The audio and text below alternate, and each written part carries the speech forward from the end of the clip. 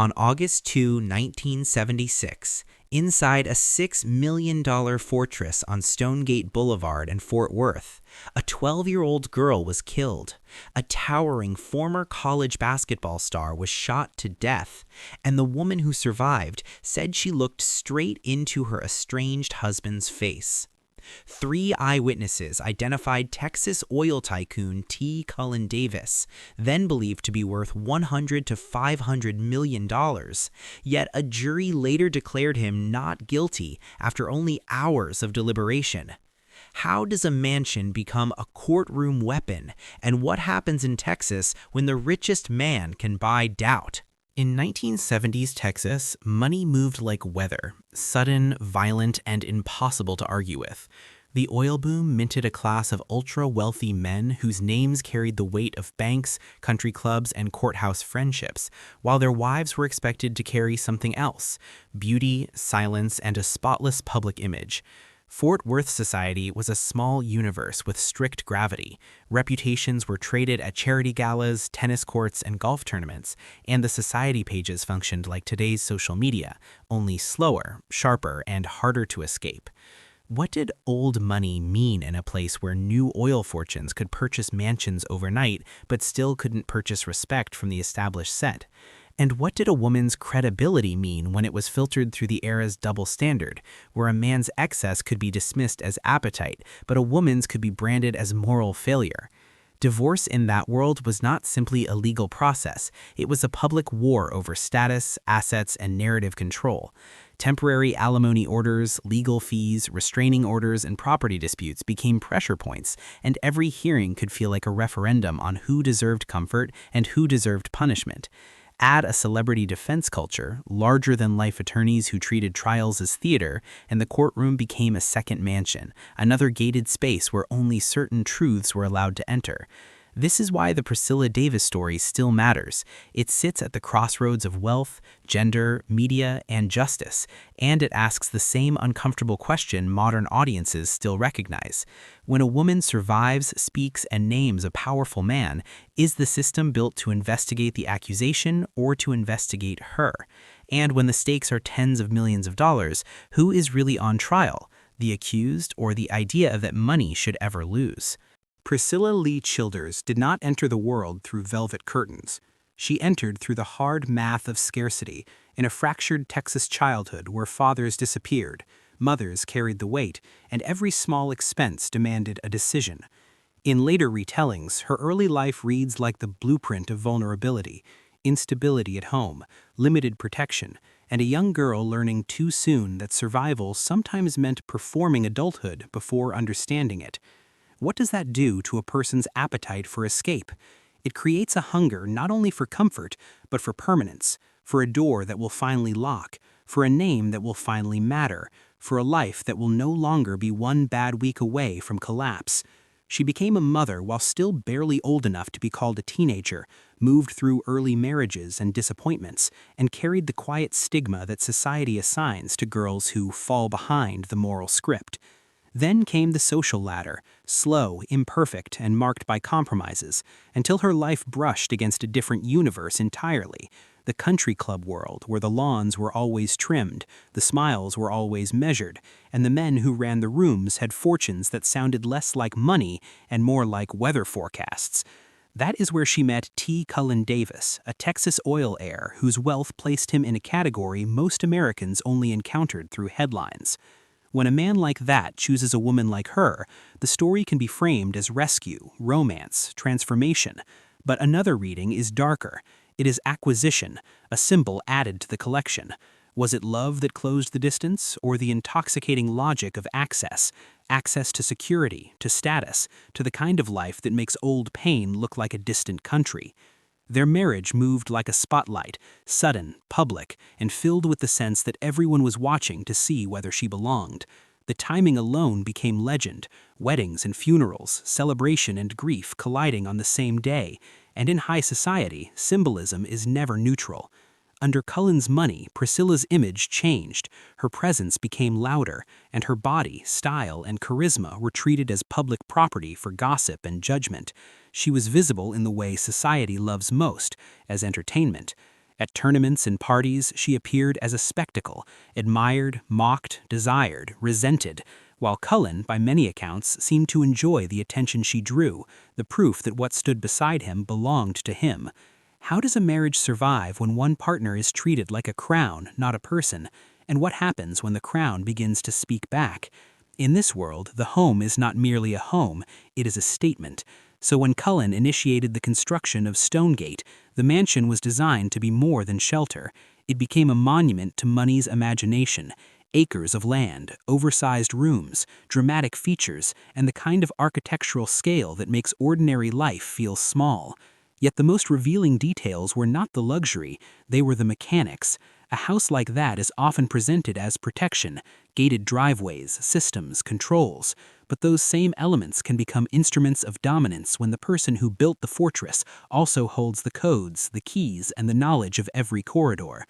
According to later testimony and reporting, the relationship carried allegations of violence and coercion, patterns that rarely begin with a single explosion, but instead with incremental permission, one boundary crossed, then another, until fear becomes routine.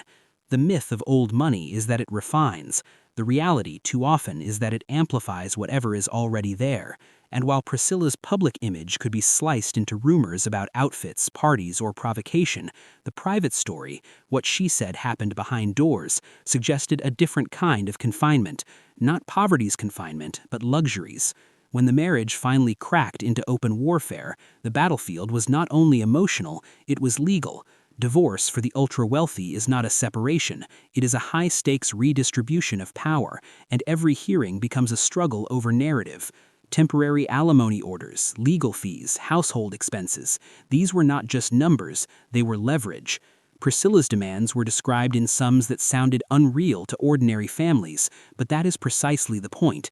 In a marriage built around fortune, the argument is never about enough, it is about what the fortune represents: control, punishment, freedom. Cullen, barred from the mansion by restraining order, faced the possibility of paying for a life he no longer controlled. Priscilla, fighting for security, faced a different threat, the unspoken risk that leaving a powerful man can be more dangerous than staying. How did they get here? By following the oldest old money script of all, the belief that wealth can solve human volatility. But when money enters a courtroom, it does not merely pay bills, it shapes reality. It hires experts, crafts alternative stories, and whispers to jurors with the soft authority of expensive confidence. This is the foundation of the tragedy, not only a collapsing marriage, but a system where the richest parties can turn personal conflict into institutional uncertainty. Because when a woman prepares to accuse a titan, the question is never just what happened. The question becomes, who will the room believe? The breaking point arrived with the kind of cruelty only legal paper can deliver: a judge's order, a number written cleanly on a page, transforming private hatred into public obligation. On August 2nd, 1976, in the middle of a divorce that had already become a long bleed of attorneys, hearings, and status warfare, the court increased Priscilla's temporary support and ordered additional payments tied to legal and household costs. In ordinary homes, arguments about money happen at kitchen tables. In ultra-wealthy homes, they happen in courtrooms, and every ruling feels like a verdict on power. What happened next was the nightmare hidden inside the fantasy of security. That night, the Stonegate Mansion, so large it could swallow footsteps, held only a small group of people, and at its center was a 12-year-old girl returning from a church camp, alone inside a fortress built by a man who, even while legally barred, knew the property's rhythms better than anyone. Later accounts describe a house with signs of intrusion and violence, a sense that something had already gone wrong before the adults even arrived. When Priscilla returned with her boyfriend, Stan Farr, an unusually tall former athlete remembered as gentle and generous, there were details that did not fit a normal evening. Security locks off, a door standing open, blood smears and handprints that looked like panic dragged across the walls. What does it do to the mind to step into your own home and feel it no longer belongs to you? In the darkness, a figure emerged dressed in black, and the moment carried the eerie simplicity of a greeting. "Hi," before the sound of gunfire. Priscilla survived a shot to the chest. Stan Farr was killed. A young visitor would be left paralyzed, and in a basement room, the 12-year-old girl was found fatally shot. The image that haunted the case was not just the brutality, it was the claim of recognition. Multiple eyewitnesses, including Priscilla, said they identified the shooter as Cullen Davis. In any ordinary story, that would be the hinge: motive, opportunity, identification. But this was not an ordinary story. This was old money in Texas, and trials in that ecosystem operate less like simple searches for truth and more like contests over which narrative can stand without collapsing under cross-examination. The defense strategy, led by a famously aggressive attorney, did not merely defend Cullen, it attacked Priscilla. For weeks, the courtroom turned from a murder trial into something closer to a public morality play, where a woman's clothing, sex life, prescriptions, and reputation could be used as evidence against her memory. The logic was brutally effective. If jurors could be led to see her as unreliable, then the identification could be reframed as fantasy, hysteria, vengeance, or confusion. It did not matter that she had been shot. Trauma can be turned into suspicion. It did not matter that the case involved a dead child. Grief can be turned into bias. When the defense introduced intimate items and scandalous implications, the point was never the objects themselves. The point was to poison the witness. How does a jury weigh fingerprints of fact against the heavy fog of character assassination? In conservative rooms, the fog wins. The trial was moved away from Fort Worth to a different region, and that shift mattered in a way true crime audiences instinctively understand. Venue is not geography, it is psychology. Jurors are not machines, they are human beings with instincts, prejudices, and cultural scripts about what good people look like. The defense leaned hard on that script. Cullen Davis presented as calm, contained, respectable, the kind of man society expects to be powerful. Priscilla, by contrast, could be painted as flashy, provocative, chaotic, a woman who did not fit the era's preferred model of a credible victim. The result was almost unbearable in its simplicity. After a relatively short deliberation, the jury returned not guilty on the charge tied to the child's death. The verdict did not prove innocence, it proved doubt, and doubt in the hands of a wealthy defendant can be manufactured like a product. Priscilla collapsed in court. Outside, life for the rich resumed quickly because public ritual has a short attention span when power feels stable. Yet the story did not end with that acquittal. There were further legal entanglements, including allegations tied to an attempted murder-for-hire plot involving a judge and Priscilla, and once again the case turned into a demonstration of how wealth can complicate consequences. Recordings, informants, arguments over language and intent, each layer created more noise, and noise is often the best friend of the powerful. Charges stalled, juries deadlocked, outcomes dissolved, and the original massacre, dead child, dead boyfriend, paralyzed survivor, became a kind of permanent ghost that the system refused to name. Meanwhile, the aftermath unfolded with the slow cruelty that doesn't make headlines. Priscilla's life shrank. The woman who once inhabited a mansion would later be described living in a small apartment, working ordinary jobs, raising her granddaughter, watching the years harden into a single sentence she repeated until death. She believed Cullen killed her child. Her body eventually betrayed her with cancer, turning survival into a different kind of fight, one that money could not soften because the money never truly reached her. And Cullen, now older, carried on with the kind of reinvention power often allows: faith, respectability, community platforms, while still maintaining innocence and never serving prison time for the massacre.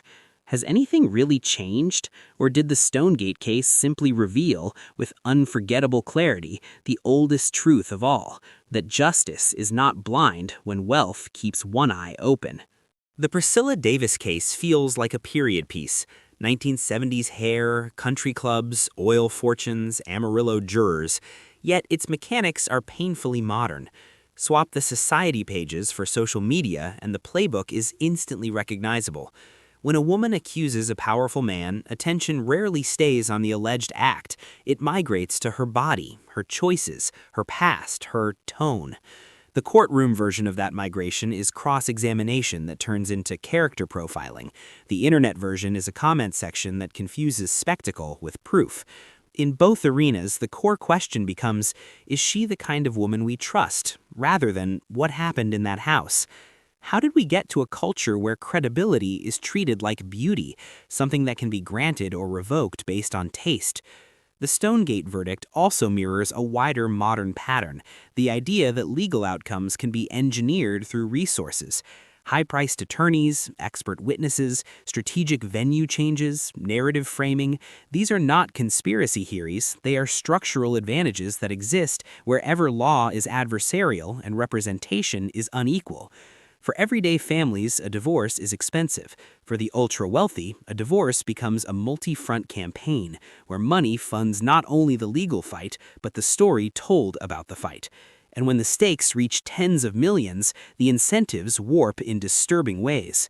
The video's opening idea, murder being cheaper than divorce, is a rhetorical provocation, but it lands because modern audiences have watched billion-dollar separations turn into scorched earth battles. Private investigators, sealed records, PR teams, leaks to friendly outlets. What's the consequence when relationships become financial war? People stop behaving like partners and start behaving like states. The other consequence is cultural. The Stonegate story exposes the gendered double standard that still survives. Men's appetites are often translated as power, women's appetites as dirt. A wealthy man's calmness can read as dignity. A woman's emotion can be framed as instability. That double standard does not just harm individual victims, it teaches every witness watching from the sidelines that speaking up may cost more than staying silent. Finally, there is the moral consequence. A 12-year-old girl died, a man died, a survivor was paralyzed, and yet the story many people remember most vividly is not the violence, it is the acquittal. That is a social injury. It tells the public that truth is not enough without persuasion, and persuasion is not equal without money. So what does this pattern look like today?